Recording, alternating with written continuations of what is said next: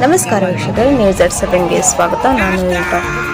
ವಿಜಯಪುರ ಚಿರತೆಯನ್ನು ಹಿಡಿದು ಅರಣ್ಯ ಇಲಾಖೆಗೆ ಹಸ್ತಾಂತರ ಮಾಡಿದ ಗ್ರಾಮಸ್ಥರು. ವಿಜಯಪುರ ಜಿಲ್ಲೆಯ ಸಡಸನ್ ತಾಲೂಕಿನ ಮುನಕಲ್ಗೆ ಗ್ರಾಮದ ಇಂದು ಶ್ರೀ ಕಲ್ಲಪ್ಪ ರೇವಪ್ಪ ಕ್ವಾಟಳೆ ವಯ 65 ವರ್ಷದ ವ್ಯಕ್ತಿಯ ಮೇಲೆ ಇಂದು ಮುಂಜಾನೆ 7 ಗಂಟೆಗೆ ಚಿರತೆಯ ದಾಳಿ ಮಾಡಿದೆ.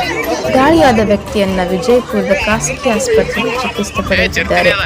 ಲೋಣಿ ಗ್ರಾಮದ ಹೊಲದಲ್ಲಿ ಪತ್ತೆಯಾಗಿತ್ತು. ಇದನ್ನು ಕಂಡ ಗ್ರಾಮಸ್ಥರು ಹಾಗೂ ಅರಣ್ಯ ಇಲಾಖೆ, ಕಂದಾಯ ಇಲಾಖೆ, ಪೊಲೀಸ್ ಇಲಾಖೆಯವರಿಂದ ಕಾರ್ಯಾಚರಣೆ ಮಾಡಿ ಚಿರತೆಯನ್ನು ಹಿಡಿಯಲು ಬಲೆ ಬೀಸಿದರು. ಆ ಚಿರತೆ ಹಿಡಿಯಲು ಹರಸಾಹಸ ಪಟ್ಟು ಯಶಸ್ವಿಯಾಗಿದ್ದಾರೆ. ವರದಿ ಅಲ್ತಾಫ್ ಚೌಧರಿ.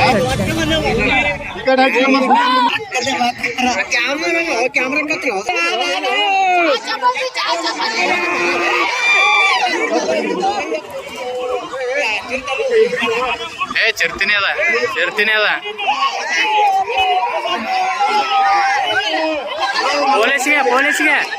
ಪೊಲೀಸ್ಗೆ ಆಯ್ತ.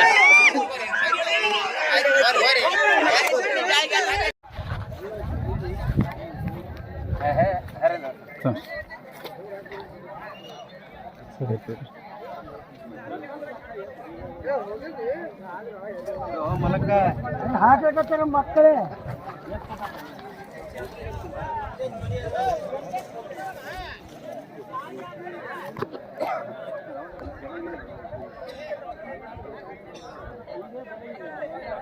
ಇವತ್ತು ಎಲ್ಲ ವಿಶೇಷ ಹಬ್ಬ ಗಂಟೆ